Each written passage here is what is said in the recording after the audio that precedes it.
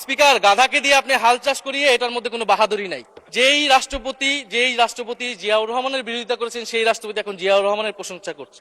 এখন তো চাইলেই বিএনপি রাষ্ট্রপতি পরিবর্তন করতে পারে সরকার। এভাবে বলেছিলাম যে এই রাষ্ট্রপতি অপসারণ প্রয়োজন, তাকে গ্রেফতার করা প্রয়োজন।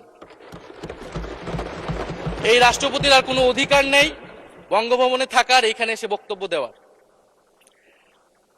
প্রেসিডেন্ট শাহাবুদ্দিন চুপ্পু তার কিছু কুকীর্তির কথা মাননীয় স্পিকার হাউসের সামনে তুলে ধরছি।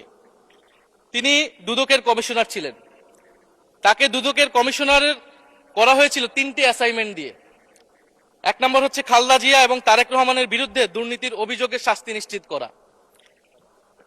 2 নম্বর পদ্মা সেতুর দুর্নীতির অভিযোগ থেকে আওয়ামী লীগকে ক্লিন শিট দেওয়া।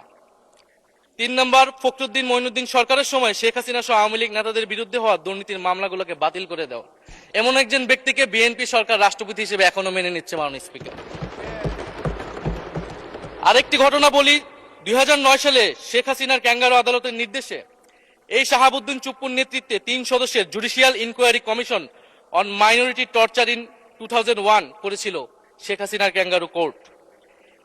এই প্রতিবেদন অনুসারে বিএনপির 26,000 বিএনপির নেতাকর্মীকে 2001 সালে ক্ষমতায় এসে কয়েক হাজার হিন্দুকে তারা হত্যা করেছে, এজন্য দায়ী করা হয়েছিল মাননীয় স্পিকার।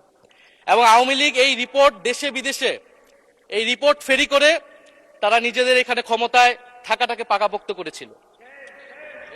মাননীয় স্পিকার, এই রাষ্ট্রপতি চুপ্পু এস আলমের হাতে ইসলামী ব্যাংকে তুলে দেওয়ার কারিগর, 2 কোটি আমানতকারীকে পথে বসিয়েছিল।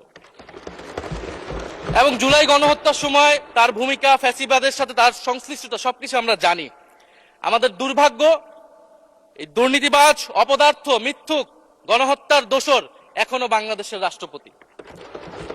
একটা আলোচনা কয়েকবার এসেছে যে রাষ্ট্রপতির অধীনে কেন শপথ নিয়েছি আমরা বলতে এখানে ব্যক্তিগতভাবে আমার কথাই বলেছে, কারণ আমি এখানে শপথ নিয়েছিলাম।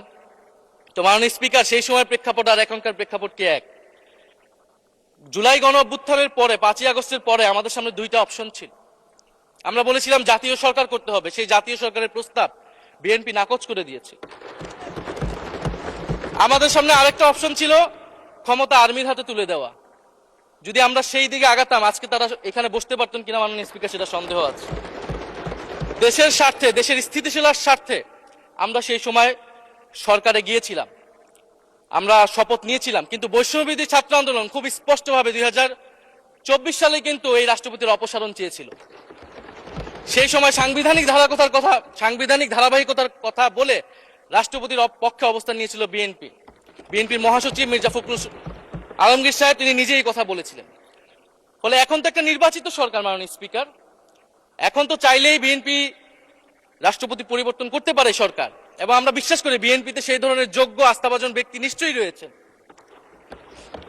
এবং সরকার দলের সদস্যরা অনেকে গৌরবের সাথে বলেছেন যে যেই রাষ্ট্রপতি জিয়াউর রহমানের বিরোধিতা করেছেন সেই রাষ্ট্রপতি এখন জিয়াউর রহমানের প্রশংসা করছে। মাননীয় স্পিকার, গাধাকে দিয়ে আপনি হাল চাষ করিয়ে এটার মধ্যে কোনো বাহাদুরি নাই। এটা আপনাদের দেউলিয়ত্ব, সরকারের দেউলিয়ত্ব যে সরকার এখনো রাষ্ট্রপতি পরিবর্তন করতে পারছে না। মাননীয় স্পিকার, এই অধিবেশনের পুরোটা সময় যদি আমরা সংস্কার, গণভোট, জুলাই সনদ, 72-এর সংবিধান নিয়ে অনেক কথা বলেছি। এবং একটা বিষয় আমার কাছে খুবই অদ্ভুত লেগেছে, কিছু মাননীয় সংসদ সদস্য তারা 72-এর সংবিধানকে 71-এর সাথে মিলিয়েছে। মাননীয় স্পিকার, আমার জানা নেই আসলে তারা কোন বিবেচনা থেকে এটি মিলিয়েছেন। এটা তো সবসময় আওয়ামী লীগ মিলিয়েছে মাননীয় স্পিকার। তারা 72-এর সংবিধানকে 71-এর ফসল হিসেবে 71-এর চেতনার সাথে মিলিয়েছে। 72-এর মূলনীতিকে 71-এর মূলনীতি বলে 71-এর আদর্শ হিসেবে প্রচার করেছেন। আমরা তো সেটার বিরোধিতা করেছি মাননীয় স্পিকার সবসময়, এবং বিএনপির বহু নেতা এটার বিরোধিতা করেছে মাননীয় স্পিকার। 72-এর সংবিধানের ক্রিটিসিজম, সমালোচনা 72 সাল থেকেই বাংলাদেশে শুরু হয়েছিল। গত 16 বছর এই সমালোচনা তৈরি হয়েছিল। 72-এর সংবিধানের সমালোচনা মোটা দাগে 3টি। প্রথমত, এই সংবিধান স্বাধীন বাংলাদেশের নির্বাচিত প্রতিনিধিরা প্রণয়ন করে নাই। আমি সরকারি দলের মাননীয় সংসদ সদস্য ব্যারিস্টার নওশাদ জমির সাহেবের সাথে, ওনার সাথে আমি সহমত পোষণ করে বলতে চাই, একটা স্বাধীন দেশের শাসনতন্ত্র রচনা করার অধিকার, সুযোগ সেই দেশের নির্বাচিত